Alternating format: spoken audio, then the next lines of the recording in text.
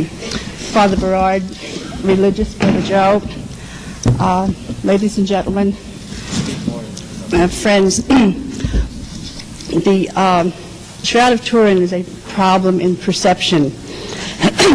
And with regard to the Shroud of Turin, the onlooker described by Morris Green in 1969 is one who was caught between the opposing conclusions of history and science.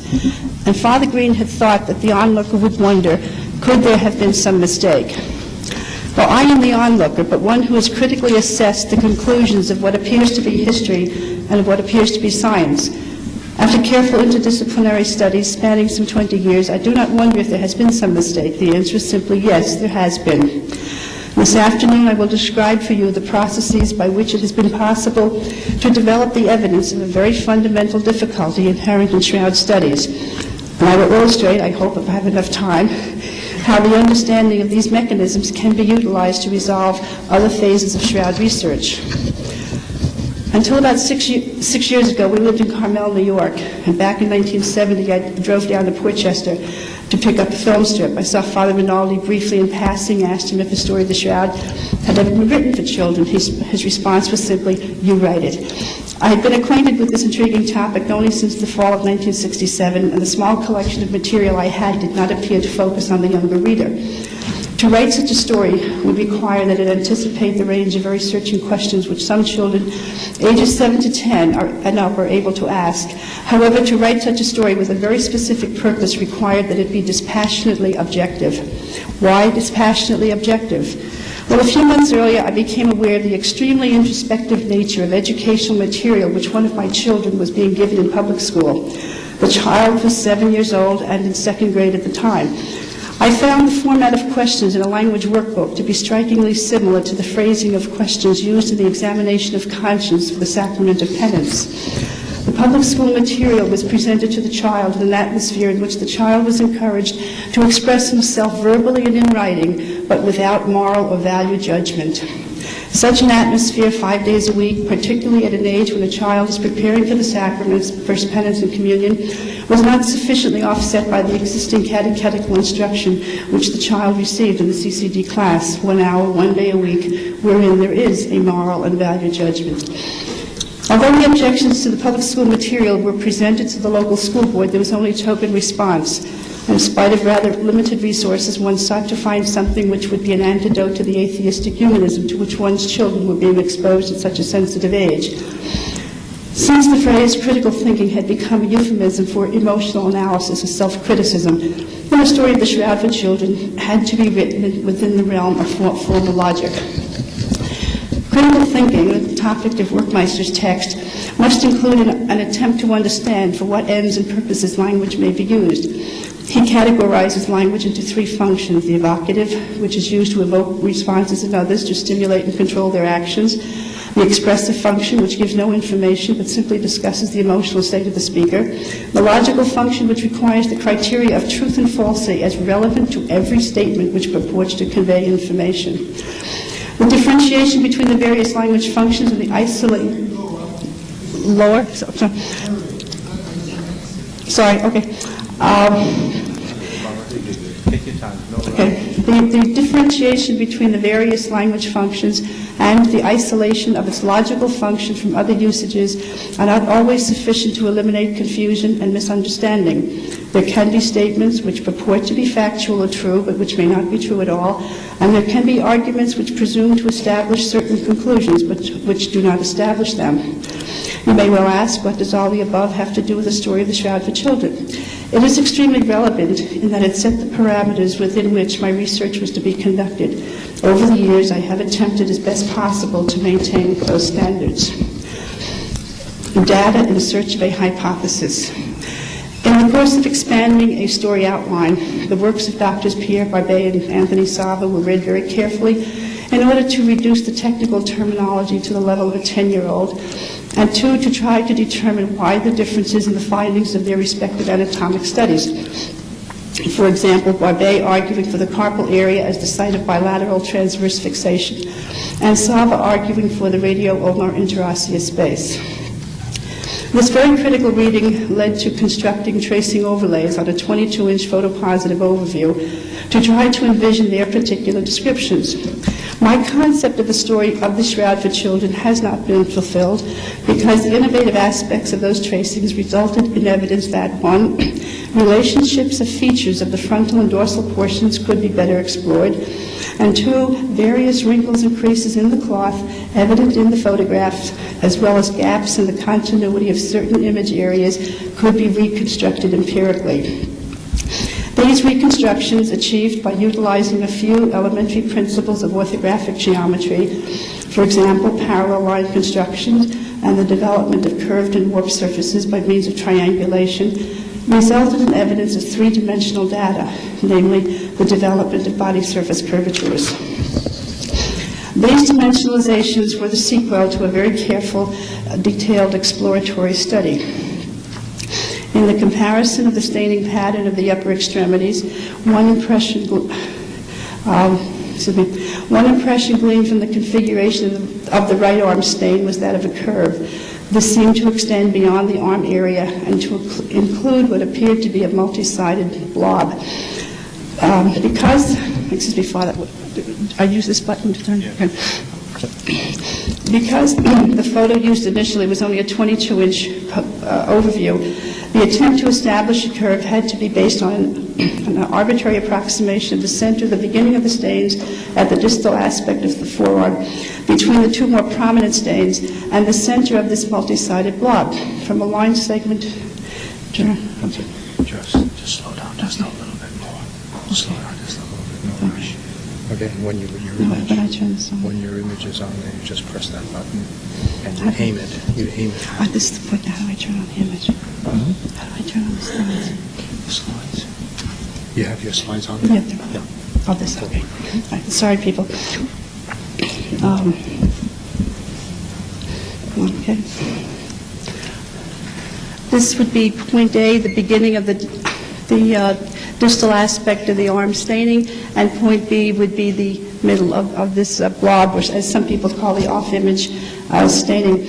From the line segment drawn between these 2 points, a radius could be established and an arc described. When a larger sectional positive print of unstated scale was made available to me in 1970 by Father Rinaldi, more detail could be discerned. And here's up the blob at the end of that line.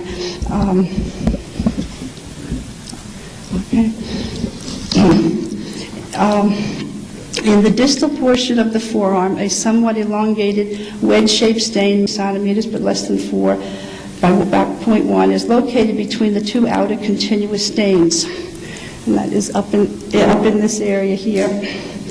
And I measure this too. There also seems to be some even fainter stains, and fainter but discernible band of staining, somewhat undulating in appearance, traversing this area, coming down through there, more or less connecting the above described stains, but continuing a short distance below the stain segment referred to as an outer stain. What had been approximated on the smaller print to be the center of the blob appeared as a line demarcating very distinct stain detail. As the line segment and the arc were established on the tracing of the right arm in the larger photo, the arc tracing could be folded back on itself, the fold point being along the scorch line as in the initial smaller tracing. The fold point would be right about there. With this, it could be observed that the series of faint wedge-shaped stains between the body image and the blob then appeared to be oriented in the same direction as those within the forearm image itself. So, in other words, you go from there to there, and that's folded back. This is where they seem to be going in the same direction. But another faint stain situated beyond the blob aligns with the arc and is adjacent to a smaller, this is added through here, a smaller distinct stain which measures about 0.3 by 0.2 centimeters in approximate dimensions.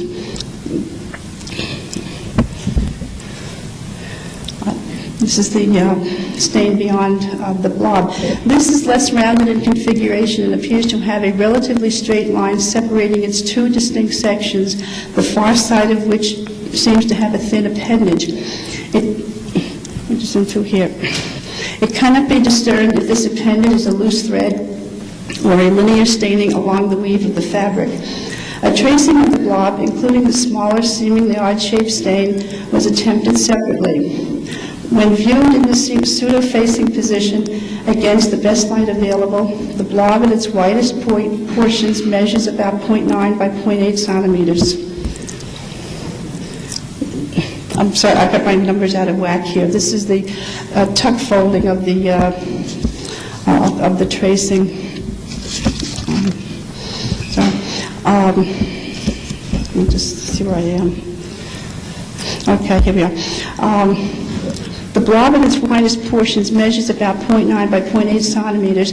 At its lower pole, there's a rounded area, somewhat circular, surrounded by a lightly stained area.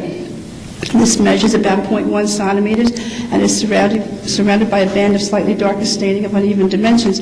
Immediately above this circular area, there is a line in quotes, which demarcates what appears to be the two elongated stains. I'm going up and through here.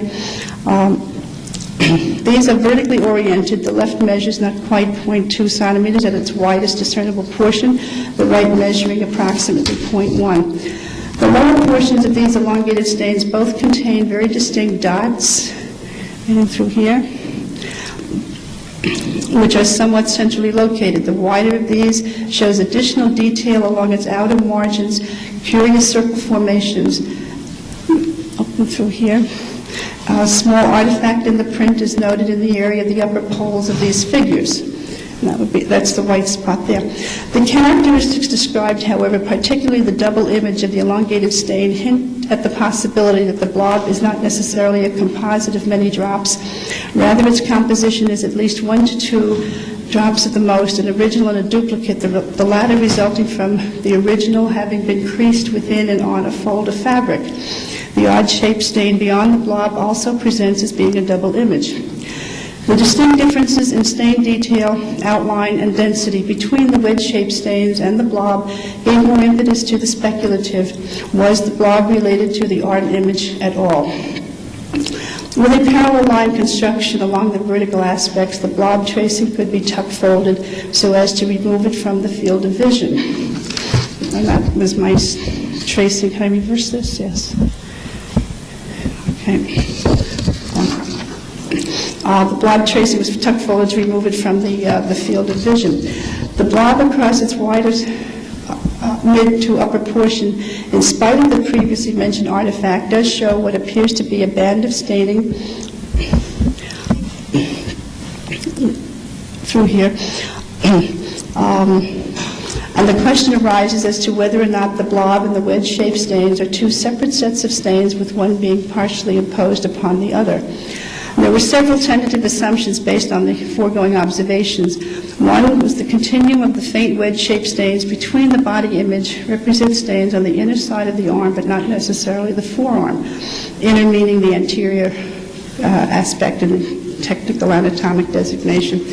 Two, the lack of any obvious anatomic outline as seen on the anterior aspect of the body introduces the possibility that a portion of the right upper extremity may have been partially elevated with a loose as opposed to snug tuck-in of the fabric in this area.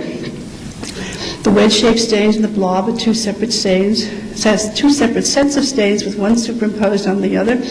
And four, the possibility of the blob is not necessarily related to the forearm staining, with the details suggesting 1 to 2 drops of blood. These having been the result of A, repeat due to a direct contact with another stain, but what is the source and manner of contact? B, drippage, but from where? C, splash, but what would be the trajectory and the source of? D, a combination of the above. In order to try to sort out the almost innumerable sets of details, a blood stain transfer effect study was done, and the results can be seen in the next slide. In this experimental swatch done in 1971, it involved capillary blood drawn by Saley pipette being dropped sequentially across the tuck-folded swatch of fabric, which had been treated with an albumin solution to reduce absorbency. These blood drops were air-dried for a short controlled period of time, 5 minutes. The swatch was straightened out, folded in half to effect a transfer.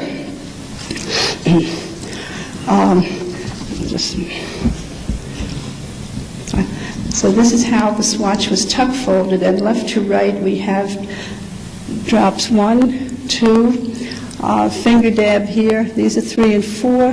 This is 5, and another finger dab. Drops 1 and 2 from a distance of about 2 inches bubbled on the fabric surface. Within a few seconds, these broke. Drop number 1 resulting in the formation of two satellite stains here, and drop number 2 forming a linear appendage through here. The latter was somewhat reminiscent of the feature we had seen on the small odd-shaped stain in the vicinity of the previously described blob. Drops 3A and B formed with the formed with the pipette virtually at the cloth. Drop 4 was deliberately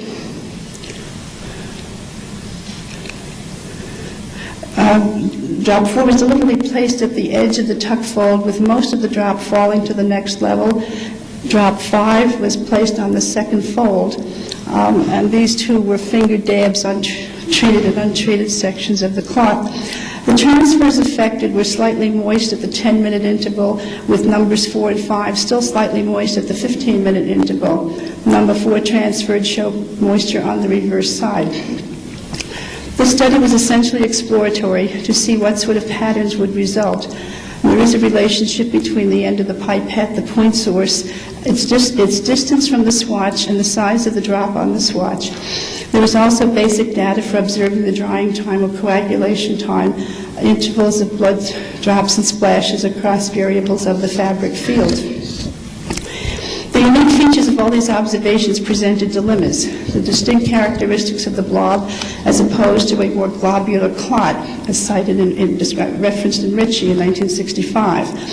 And the possibility of the fabric having been tucked in and around the body was an overt contrast to the opinion of Winchell, 1953, that, quote, the shroud did not cling closely about the whole body, end quote. And 3, the seemingly random geometrics involving the right arm area gave impetus to explore histories of mathematics and art. The possibility that the shroud might be a geometrically precise depiction of a crucified body would predate the work of Brunelleschi, 1377 to 1446, who first utilized perspective about 1401. It would also seem to predate the development of descriptive geometry, which, based on the principles of orthographic projection, has been defined as the graphical method of solving solid or space analytical geometry problems. And the development of analytical geometry is credited to Descartes, 1596 to 1650, projective geometry to Desargues, 1593 to 1662, and descriptive geometry to Monget, 1746 to 1818. Since the blob could be schematically removed from the viewer's field of vision, any attempt to determine its origins would necessitate establishing whether it is drippage or splash or what. This would necessitate estimating the approximate sequential positions of the upper half of the shroud while it was being used. The course of speculation also took into account the seemingly remote possibility that some of the creases and wrinkles might relate to actual usage, and not all being the result of various foldings, unfoldings, and rollings down through the centuries. The inverted V-shaped crease immediately above or adjacent to the left wrist wound on the frontal portion was given much consideration. That was the swatch folded.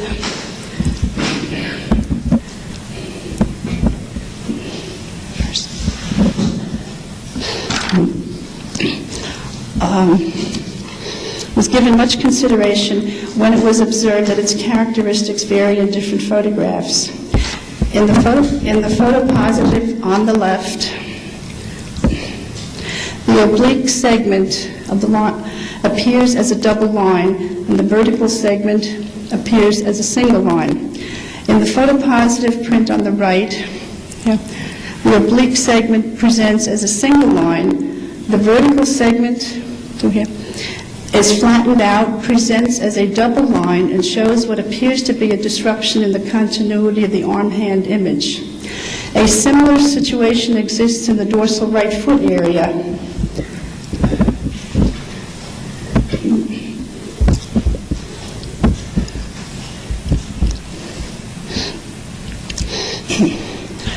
In the right foot area, where there is a line situated along the outer side of the foot imprint. This extends from what appears to be the heel area anteriorly toward the toe area, presents as a double line with a patent gap in the continuity of the stained image. In some illustrations where this appears as a single line, there is stained image continuity with the question mark shaped stain immediately adjacent. For example, see Bolt's 1957, Ritchie 65, Willis 1969. These comparisons suggest, at least, that both the V-shaped crease in the frontal left wrist wound area and the crease along the dorsal right foot were in existence at the time of image formation. The development of body surface curvatures. The following are brief descriptions of several areas from which body surface curvatures could be developed. For example, when the gaps or interruptions in the head image staining of the dorsal portion are triangulated and the constructed edges are budded, there is demonstrable continuity of the dominant stain patterns, as well as a suggestion that these dominant stains locate more in the upper plane of a concave cap-like configuration. Can I have the lights up, Brother Joe, just briefly?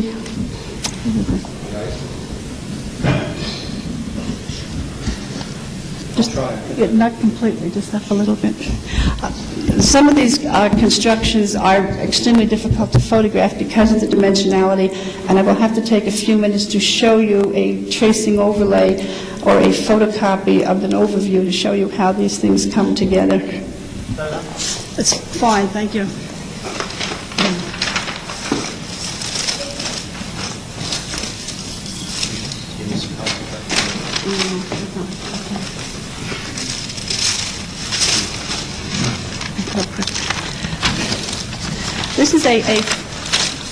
This is a photocopy of a 1 meter silkscreen on canvas print which Father Rinaldi made available to me, and I make these copies by running this through a Xerox engineering copier.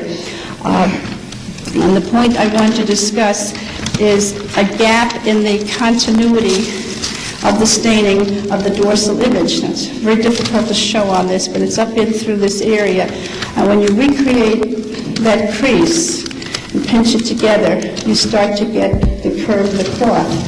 And a schematic model would be something like this, when the edges are butted together.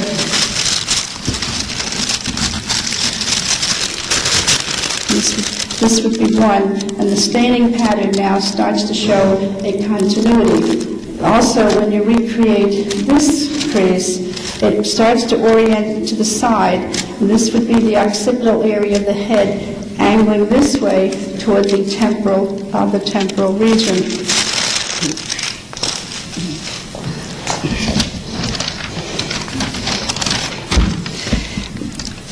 In the facial area, the gaps between the hair and the face can be triangulated, bringing the hair pattern closer to the face. And the constructed tuck folds project on the outside surface. Okay. I'll try to have a slide to show this. I've creased the unstained appearing space between the hair and the face. And what this does is bring the hairline closer to the face, and you start to get a concave formation. So in other words, it's starting to go around like this. So, let's see my neck. The other pertinent data is the large triangular tuck reconstructed in the chin area.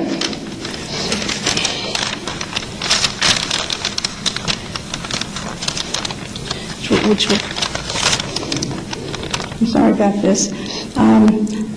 and which in conjunction with the vertical lines will suggest frontal facial dimensionalization. Now, well, 1 second.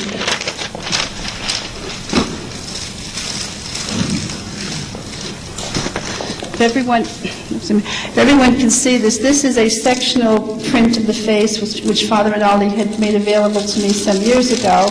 It's not a really great copy, but it's sufficient. And the tracing overlays that I've done would be to very lightly depict the data. So here's the space between the face and the hair. And I just gently line up some of the other lines. And it's very difficult to trace these, even with the greatest light behind it, the finest pen, because they just move one into the other. As Isabel said, there is no outline. You almost lose the form when you do these tracings.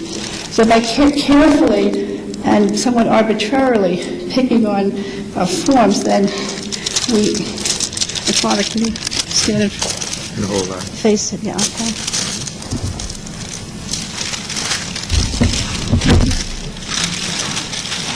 So here we try to move over. Right. Recreate this obliterated top with another set of lines here, and then the one under the chin. And what we're starting to do is get the form of the head. You will notice I have made no reference to facial features whatsoever. The other crease under the chin here will also tuck up. And what this seems to do is actually to bring the facial area of the chin down closer toward the chest, which may be why when it's stretched out, it appears that there's a long neck. And there's data.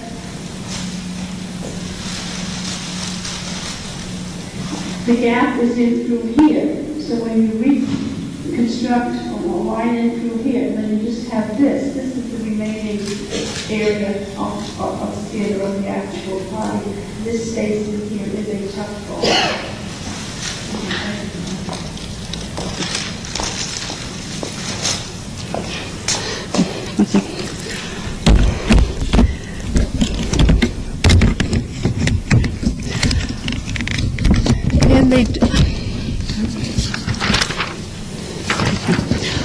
In following the scourge marks on the dorsal back shoulder area, upward across the shoulder itself, a progressive direction change becomes more apparent toward the upper edge of the image. It's not really an edge, it's really wispy.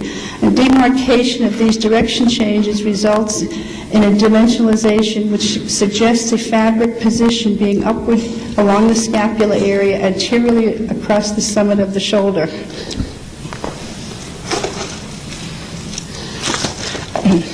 Now this is an Henriet print, which Father Rinaldi had made available to me. It does not include enough of the head area, but... Just move over here again, sir.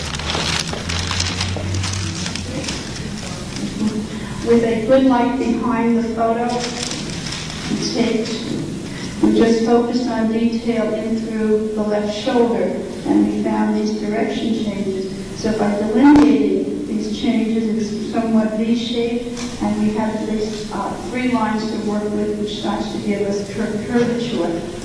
We also tried to incorporate in this one a little bit of the creasing that can be reconstructed up along the back of the head, incorporated some of the area through here. So we're starting to get data that the cloth is really coming around the body. It is not just loosely or casually draped over it.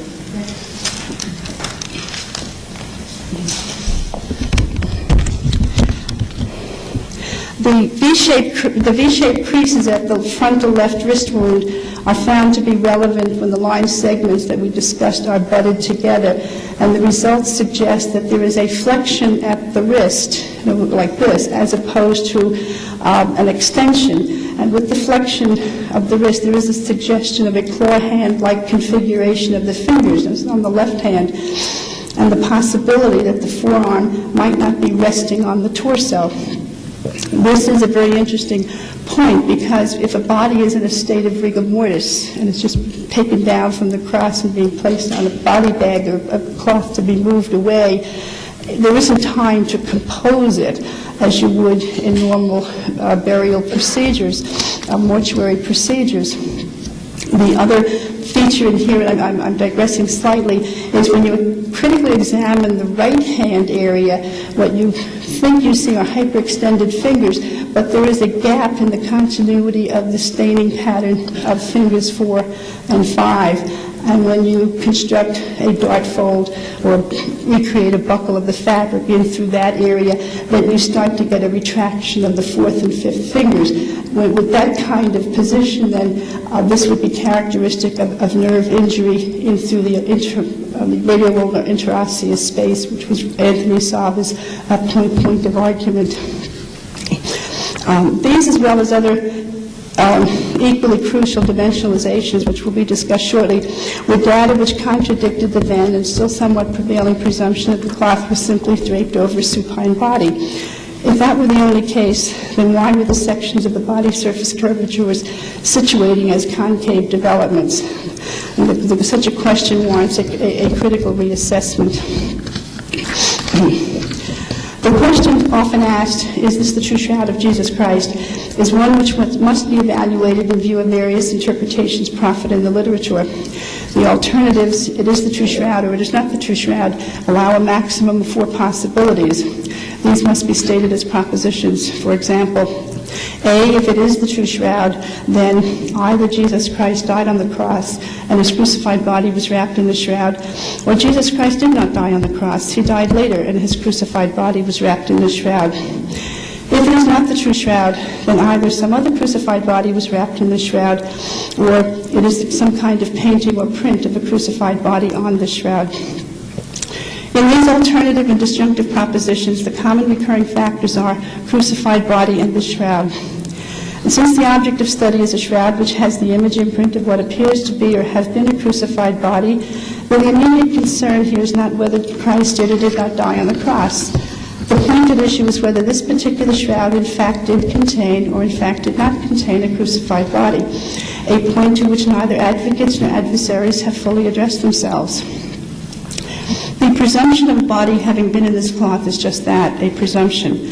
No expert or authority has demonstrated beyond a shadow of a doubt that this cloth ever contained a body, nor has any adversarial expert proven beyond a shadow of a doubt that it never contained a body.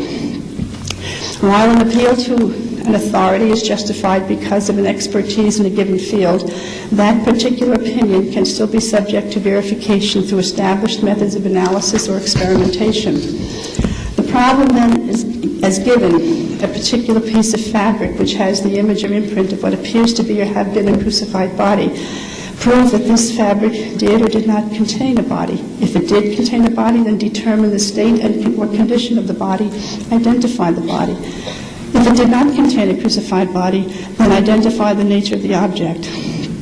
Stating the problem in a simpler form, however, does not imply that there is immediate resolution, for although an analysis of a problem may provide the criterion for selecting out of a number of facts the few that are relevant, determining relevant facts can become a problem in itself. The Shroud of Turin, as it is, hic et nunc, is the only criterion available from which any facts relevant to the above stated problem can be determined. Perception. Psychologists have long known that what we perceive, we evaluate consciously or consciously against that to which we are accustomed and to which we long have been exposed. For in no situation is an individual isolated from all previous experiences.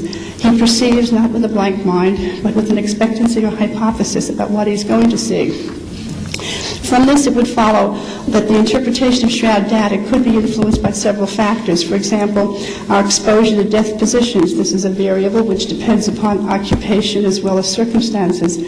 2, regardless of any personal religious conviction, many of us have been exposed to various artistic renderings of the crucified, depicted as a standing-like or essentially elongated figure. And 3, regardless of the 4th century prohibition of crucifixions, not all of us are aware of the historical accounts of crucifixions taking place well into the 13th century. And by our cultural heritage, number 4, we are accustomed to burials where the deceased are laid out flat in a recumbent supine position. In addition, interpretation of shroud data could be influenced by what we imagine as a shroud burial. Since the use of linen shrouds in burials appears to have been forbidden by an act of English Parliament in 1678 at the behest of the woolen manufacturers, a cross-cultural survey of mortuary institutions is relevant. A scanning review reveals that shroud burials are part of contemporary Muslim, Orthodox, Jewish, and some African cultures. Many of the researchers involved in studies of the Turin shroud are of Western culture. Hence, it would appear that there should be a more critical assessment of a basic aspect of perception, namely the interplay of characteristics of both the perceiver, and of the stimulus object. Access to the cloth, known as the Shroud of Turin, is limited. And until the study commission was formalized in 1973 by Pope Paul VI, most researchers had to rely on copies of the dozen photographs taken by Giuseppe Henriet in 1931. These all verified and in better detail Secondo Pia's single shot of 1898, which had shown to the world on a photonegative plate. But the photonegative presents a positive image, which indicates the discernible image on the cloth to be a negative, is one of the most challenging features of the Turin shroud. While this has been discussed in the available literature, the basic photographic sequence can be briefly stated. Can I have the lights down? Back to slides now.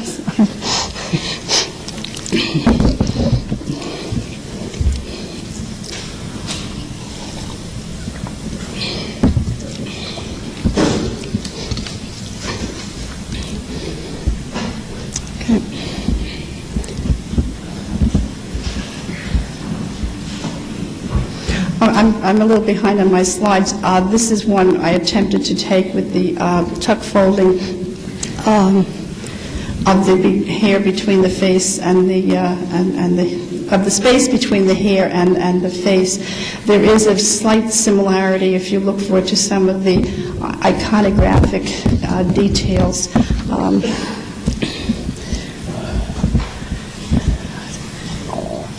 Okay, here we are. This diagram demonstrates, perhaps simplistically, an alternating progression or pattern of positive-negative relationships which must be kept in mind in any assessment of the shroud. And it helps to avoid complicated sentence structure in discussion by considering A, the shroud and its photopositive as being equivalent, the connotation being the mathematical definition that two sets are equivalent if the elements of either set can be paired one-to-one with the elements of the other set, and B, that the photopositive and the photonegative can be considered separately as distinct components to allow a more critical exploration of the total data presented by the shroud itself.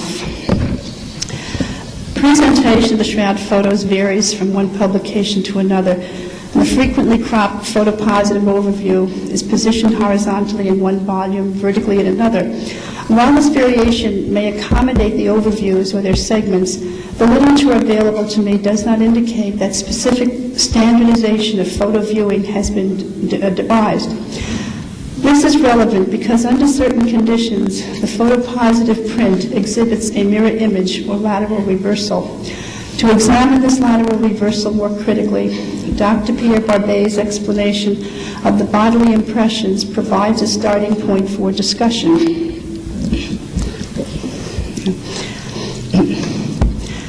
Quote, the body would have been laid on half the length of the shroud, which would then have been folded over the head to cover the feet, reaching right down to over the front, reaching right down to the feet. A miniature by Della Rovere, the 17th century, gives a perfect presentation of how this would have been done. One can see that as the body imprinted its image on the shroud, the two impressions would each be inverted.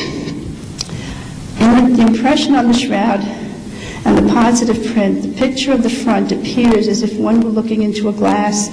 The right side of the wound would be to your right, and reciprocally the same applies to the picture of the back. The mirror image is noted only when the photopositive, also read as the shroud, is held and positioned in such a manner that the frontal portion is facing the viewer, the shroud photo end being the base and the dorsal segment is up. According to the psychologist Urban Rock, formerly of Rutgers University, a mirror image reversal has no effect on perceived shape, but changes in the up-down direction do. Quote, in the absence of other clues, an observer will assign top-bottom coordinates according to his subjective or egocentric reference system. These observations are interesting because under another set of conditions, the lateral reversal of the frontal image does not occur. Careful scrutiny of the entire miniature reveals, in the depiction of the Turin shroud, the left hand, over here, the left hand of the frontal image overlies the right, with both portions showing completed upper arms, legs, and feet. Below, in the rendering of a more plausibly developed body figure within a shroud, the artist has partially transposed right and left. Even though he has located a chest wound on the right side, he has depicted the right hand as overlying the left. A real body with a right hand overlying the left, as in the miniature, would result in a configuration which would allow the right hand to be the dominant form. By way of contrast, if the upper extremities are positioned in such a manner that the left hand overlies the right, the left hand is, one, in front of or anterior to the right hand, is closer to or in direct contact with the cloth, and therefore would be the dominant imprint or image. We submit that this particularly, admittedly small detail of upper extremity transposition in the miniature may be a manifestation of probable error of interpretation. Since this error is not limited to the 17th century, we are provoked to scrutinize more closely the viewer in relation to the object. While the miniature does give an approximation of a supine body in the process of being enveloped in a shroud, it should be noted that the perspective concept of space assumes that everything within a given picture is viewed by a single eye and from a fixed, non-moving position. It should also be noted that the depicted body is between two portions of a fabric. The body itself would not be clearly visible if one were standing at its head or feet. One would see the outside of the cloth or its exterior surface. Any image or imprint would occur on the inside of the cloth or its interior surface, regardless of which is the right or wrong side of the fabric. With these clarifying distinctions, it becomes evident that grossly the frontal image must overlie the dorsal image to establish their proper relationship or correspondence. Since there does not appear to be specific standardization of shroud photopositive viewing, the normal anatomic position is utilized, which designates that for descriptive purposes, the human body is regarded as standing erect in a forward-facing position, regardless of the actual position of the body. Okay. The right and left sides, this is essentially the anatomic position. This is the standard. It's been in existence in anatomy studies and biology studies for many years. The right and left sides of a body in the anatomic position, situated between two portions of a shroud, will determine the right and left sides of that fabric. Once these designations are acknowledged, they should be considered as constant. In addition, a body thus situated establishes a gross relationship, namely outside body surfaces to inside cloth surfaces. Here we've labeled our schematic shroud right and left, and now we're doing a schematized line drawing, and we're going to determine that in our field of vision we can make further distinctions, namely A is right and left of the shroud frontal portion, outside surface, B, right and left of the shroud frontal portion, inside surface.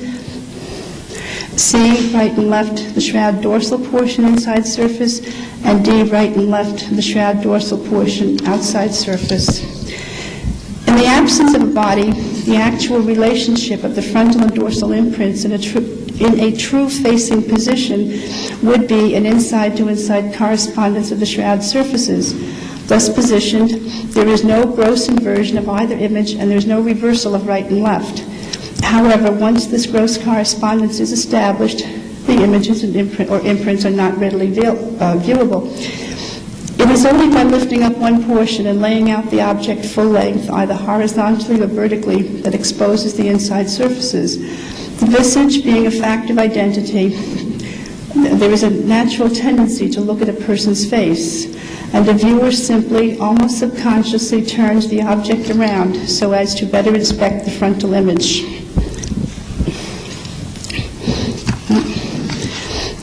In the first photo we have used the dorsal as the base. We have labeled right and left. We have schematically lifted up the frontal portion and labeled right and left.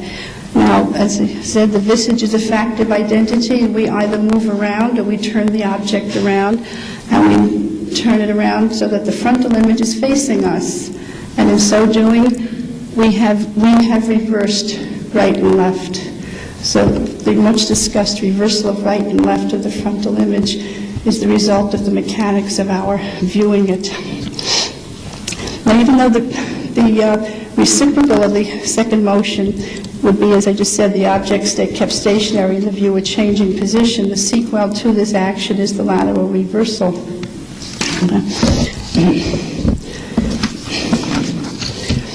Simply establishing that to view the shroud photo positive in what simulates a facing position when we turn it upside down is not sufficient. In conjunction with this, we should give some consideration to an additional factor which E.R. Hilgard et al. Described in their discussion of depth perception. Quote, light and shadow help to define the contours of three-dimensional objects. One curious consequence of the prevalence of light sources from above is that convex and concave surfaces are sometimes reversed when a photograph is turned upside down. Since the overall contours of human body, a three-dimensional object, are generally convex, a shroud enveloping a body would conform or follow the overall contours.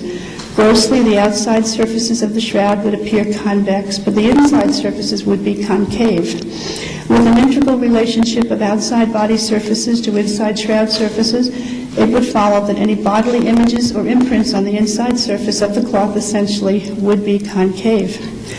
The statement of relationship can then be expanded to read convex outside body surfaces to concave inside shroud surfaces. In the absence of a body, the gross relationship of the images would be an inside-to-inside correspondence of the shroud surfaces. This general correspondence also would be concave to concave. At this point, it is not unreasonable to consider that any one or combination of many factors can influence or condition our perception of an object as the Shroud of Turin. We have not fully recognized Della Rovere's era of upper extremity transposition, and to what extent does this era of interpretation influence our perception of the shroud? Do we tend to see what we expected to see and what we wanted to see, regardless of contradictory stimuli? We expect to see a standing-like figure on a crucifix, do we not? We expect a more or less elongated body in burial, and usually, but not necessarily always, with the right hand overlying the left, do we not? If we expect these things, customs of our time, then we certainly may ask to what extent did the customs of the time influence the perception of Della Rovere, whose work is used frequently to illustrate the shroud literature. Unless it can be demonstrated conclusively, for example, that shroud burial was not a practice in the environs of that artist's life, then it can be inferred that the rendering of the body within a shroud could have been influenced by exposure to contemporaneous custom rather than solely an attempted interpretation of his painted copy of the shroud. Irvin Rock found as results of experiments that certain shifts in orientation have a marked effect on perceived shape. He noted, quote, such changes of shape can result from only a moderate angular change of orientation, say 45 to 90 degrees. And in his conclusion, he wrote, when the image is not retinally upright, a process of correction is necessary in order to arrive at the correct description, and that this correction is difficult or impossible to achieve in the case of visual material that has multiple components. And the shroud certainly has multiple components. While the so-called lateral reversal occurs as a sequel to distinct manipulations of the object of study, it is a transient characteristic, presenting only when the frontal portion of the shroud or its photopositive is viewed in the pseudo-facing position. This viewing in the pseudo-facing position is actually the result of shifting the long axis from the horizontal 180 degrees to the vertical 90 degrees, as well as changing the bottom of the figure from a broad horizontal to a pointed vertical. These shifts are better realized when one considers that the proper orientation of a burial shroud, by virtue of its culturally determined usage, usually is horizontal. Using rendering the Della Rovere miniature as the schema template to maintain the general perspective, a photopositive print or a tracing line drawing of the Turin shroud can be situated schematically on a horizontal plane with the frontal portion overlying the dorsal. While the opacity of the photo prohibits observing any attempted image matchup, the rigidity of the photo virtually negates imitating the foot flap, which appears at an angle to the frontal portion. However, by using a tracing line drawing or even a pliable photocopy of the photopositive, it can be demonstrated that this angle would increase as the frontal portion is lifted up in its entirety and then both laid out at 180 degrees.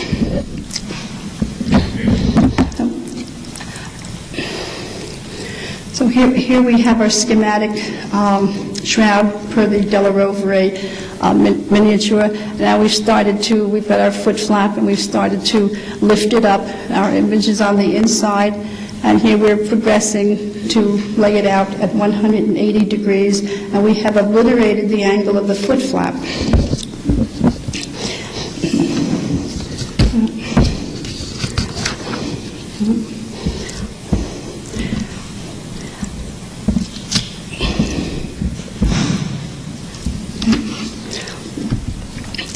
This line drawing permits a schematic visualization of how the shroud now can be picked up in its center section and situated vertically.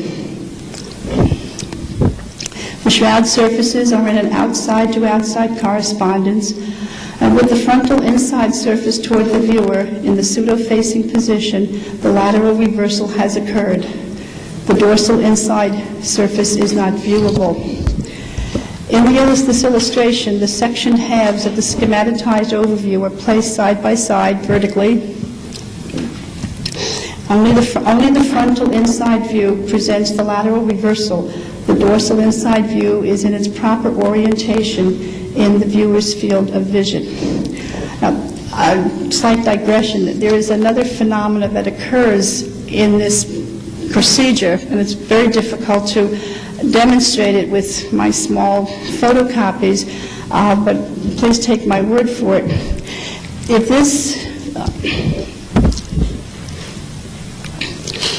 If we had drawn this with convex surfaces and proceeded to lay this out flat, we have also kind of eliminated the curves of that. And when we pick this up, in the center into the vertical and turn it, is when the convex-concave reversal takes place. Yeah, okay.